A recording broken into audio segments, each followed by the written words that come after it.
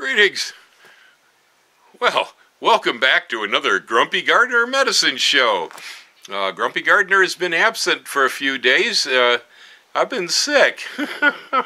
Yeah, under the weather a little bit. The amount of tourism here in Hawaii has been steadily on the increase. The amount of people dropping by my farm has been on the increase right along with it. Nobody's afraid they're going to die in the lava anymore, and there's no more hurricanes heading at the island.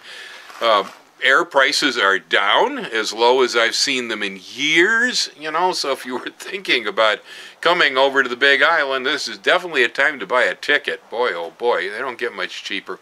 So we're looking at normality, I guess, whatever that is in Hawaii, returning here to the islands, because I'm starting to see people. We were pretty much all alone. Well, now that they're coming over here, again, I'm sure some of you have seen some of the reports about bacterial infections, virus on aircraft. Oh, it's appalling. I have a terrible time flying myself. When I fly, it's not unusual. I get to the other end, I land, and I get sick as a dog.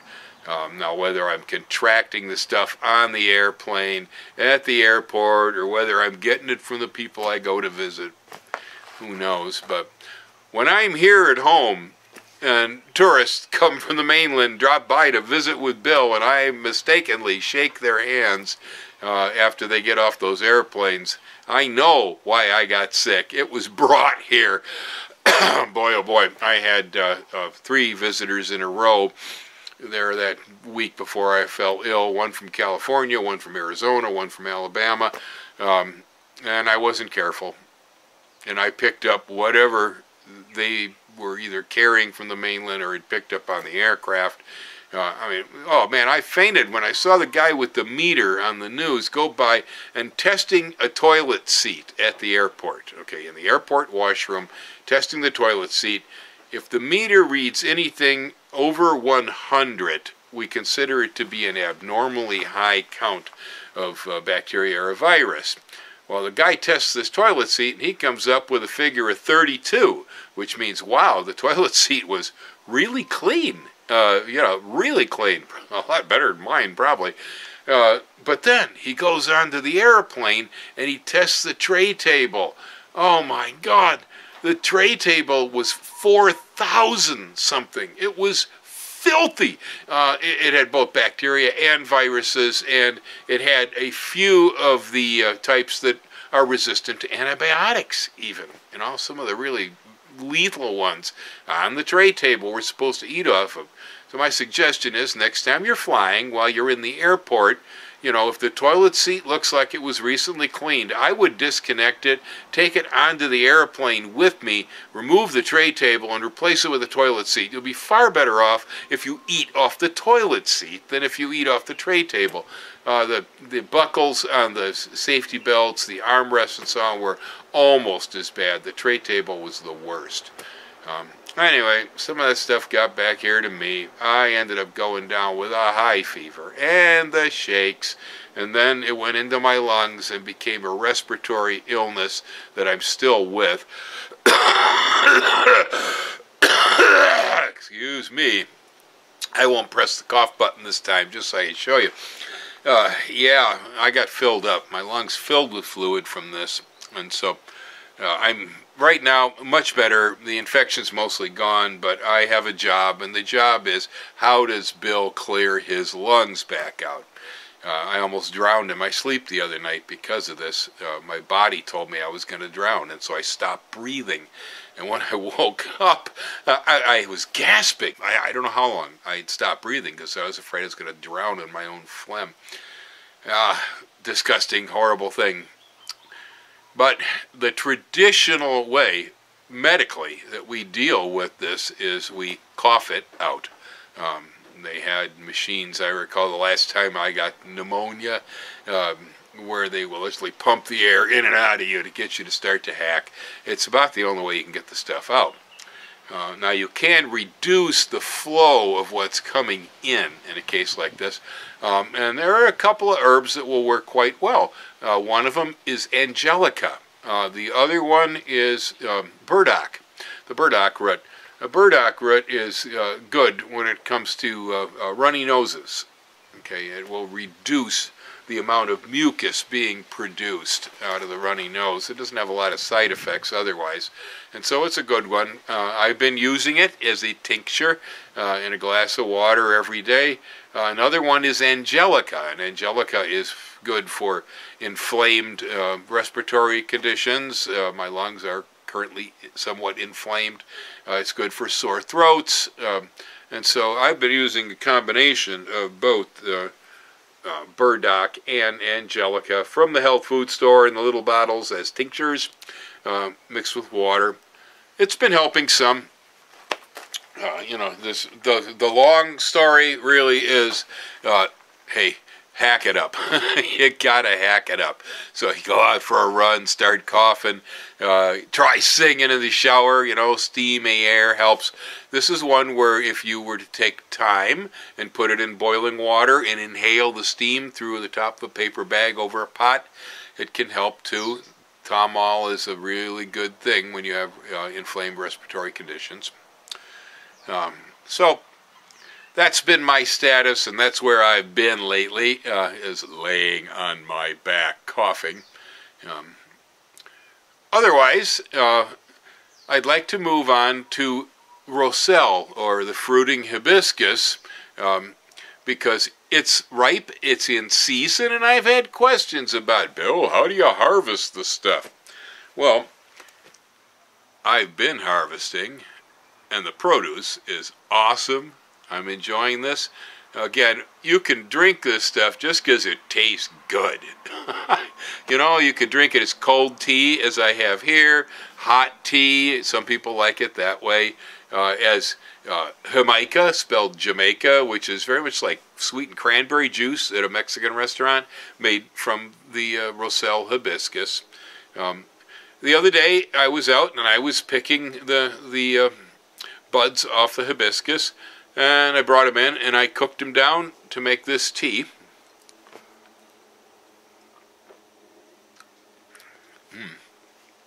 Tasty.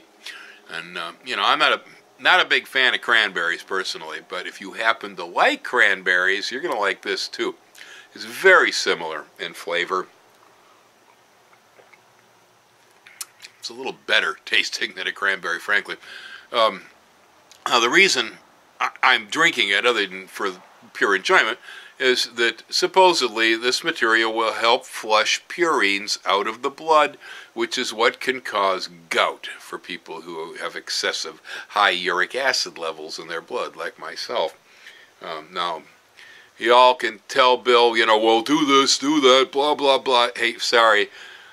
Man, I was 16 years old. They ran a blood test on me, and they said, oh, you got a high uric acid level. It's hereditary. And all I can do is watch my diet, you know.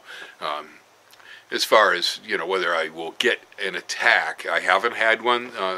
And so, I've been drinking either Roselle, I've also been drinking tart cherry juice. Plain tart cherry juice will act the same way in your system, and it flushes purines out of the blood. I also laid off on eating a lot of pork, which is not a good idea.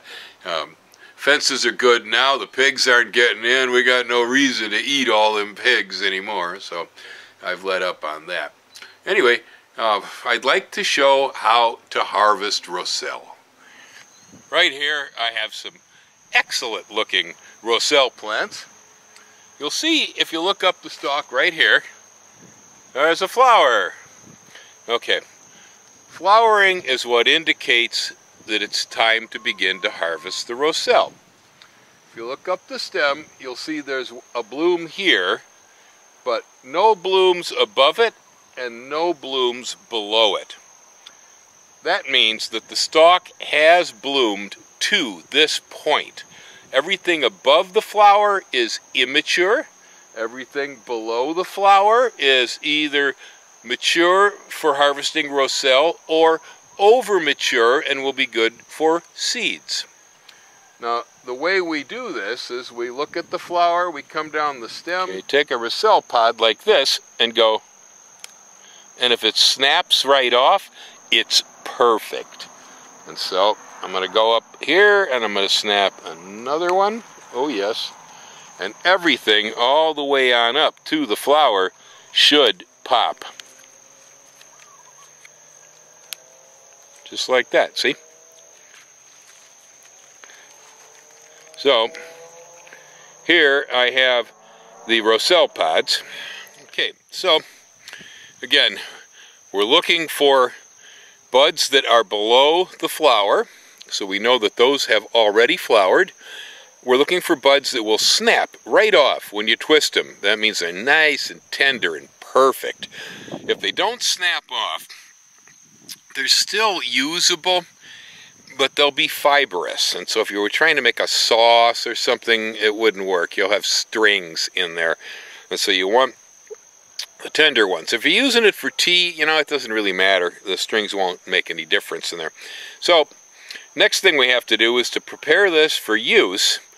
We have to remove the calyx. And so I'm taking a knife right here and I'm cutting just above the base, see? And when I do that, what happens is, this is the seed capsule which has been exposed. The seed capsule we don't want. What we do want is this right here, which is the top calyx of the fruit. This is where you're going to make your tea from. So again, just like that. See? Now, if you happen to get one like this, where you can see the flower has gotten stuck in there, these are still usable, I guess, but they become rather disgusting. If the flower gets stuck, it turns all slimy and nasty, and you'd really have to wash that out if you're going to make tea out of it. So, me, I avoid the ones with the stuck flowers. It happens, and I only take the ones that have no flowers stuck to them. And this is what your product looks like. Now, this product can be either dehydrated, or you can put it right into boiling water and produce a tea. Take your pick. You can make a sauce out of it, and so you can use these like cranberry sauce by cooking them with water and sugar until it's reduced. It makes a nice sauce. If you happen to add like some blueberries or something to it, that really enhances it a bit. But you can make a cranberry sauce from these. You can use these for making a hot tea. You can use them for making a cold tea. You can use them for making a sweetened or an unsweetened tea. That really all depends on you. You know, my favorite way personally is the Mexican drink, Jamaica, which is like sweetened cranberry juice. That's my preferred way to drink this, since I drink it every day of the year, and I find it easy to drink a glass of that stuff. So, there you have it, folks. Medicine right here in the garden. Tastes good, easy to grow, easy to harvest, and keep you from getting those gout attacks too, hey? Aloha, hang loose.